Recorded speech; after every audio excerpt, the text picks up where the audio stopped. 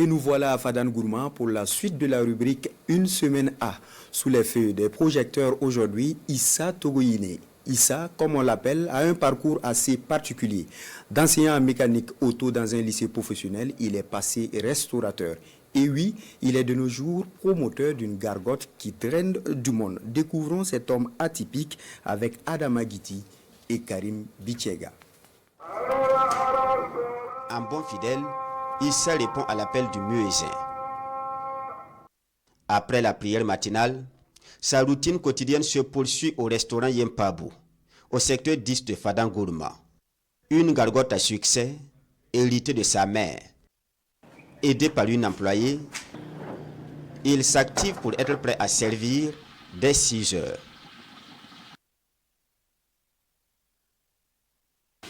La composition du menu est standard et connue des habitués des lieux. Nous préparons du riz. On accompagne souvent avec du spaghetti. Ici, on appelle maca. Il y a du chou souvent, de l'aubergine sauvage. Voilà, il y a de la viande de petits ruminants, il y a la viande de volaille. 6 heures. Issa enfile son tablier, quitte la zone de production pour celle de service. Ses premiers clients sont là. Avant de rejoindre leur lieu de travail, ils prennent le petit déjeuner au restaurant Yempabou. Lui et puis tête de pétate et puis boyau. C'est beaucoup, hein? Bon, des fois même ça dépasse comme ça. Des fois tu peux manger 2000, des fois tu peux manger 3000, des fois tu manges 500. Sinon, en tout cas, c'est bon. Il n'y a pas ce jour que moi je viens ici. Même à 300 francs, on peut avoir à manger ici. Puis d'ici l'année prochaine, qu'ils puissent encore ouvrir dans d'autres secteurs de la ville, surtout le perfectionnement. Parce que quand on se bat pour quelque chose, comme le dirait quelqu'un, c'est pour lui la sauce. Donc il n'a qu'à se battre pour sa sauce. Issa et la restauration, c'est une histoire de longue date.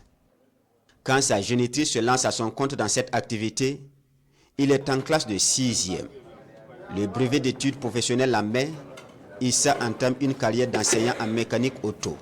Mais c'est un parcours de courte durée. Même avec l'école là, bon, je l'aidais un peu dans les petits travaux. J'ai été à Ouaga pour un temps. Bon, je suis revenu. Bon, j'ai été interpellé au centre de formation là pour soutenir nos petits frères. Bon, et à un moment donné, j'étais obligé d'abandonner le travail là parce que le travail d'enseignement là parce que bon, la vie était un peu fatiguée. On a vu l'action du feu, du bois là. Bon, c'était pas simple. L'affection maternelle est l'une des raisons de la reconversion de Issa dans la restauration. Il est conforté plus tard dans son engagement par son épouse. Pour tenir, le couple a dû rester ferme face aux préjugés et à la résistance, même des proches. Il n'est pas accepté. Même son papa même n'est pas accepté. Tous ne pas accepté. Il a dit comme il a forcé, il a refusé. On croyait que le commerce n'allait pas avancer. Chacun parlait que moi je suis née dans un restaurant et je me mariais dans un restaurant encore. Tu es née dans le riz et puis encore tu te maries avec un homme qui vend. Tu fais la restauratrice. Je dis oui, ce que Dieu décide là, c'est ce que tu vas faire. Aujourd'hui, l'entreprise est un succès. L'un de la profession quasi bénévole d'enseignant en mécanique auto de son époux. Je ne vais pas comparer en termes de gain parce qu'il n'y a pas de comparaison.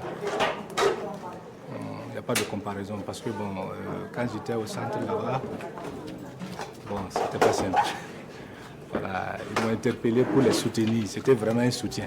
Souvent même à partir même de la quinzaine déjà, je revenais vers la vieille pour certaines dépenses, donc c'était pas simple. Je vous dis, alhamdoulilah, il n'y a plus ce souci-là. Le secret de ce couple, la qualité, la bonne répartition des tâches et leur stratégie de marketing. Le cadre est un exemple. Il y a des cadres qui viennent ici, des gens du village aussi qui viennent ici. Le cadre, à un moment donné, quand il est tellement moderne, bon, ça évite certaines personnes à venir. Pour que quand même chacun puisse trouver sa part, bon, il faut essayer de garder quand même un cadre un peu artisanal. Le restaurant Yempabou ne désemplit point les matinées. Bien des Fadalais et de non-résidents commencent la journée par les délices d'ici. Malik, notre conducteur, ne dira pas le contraire.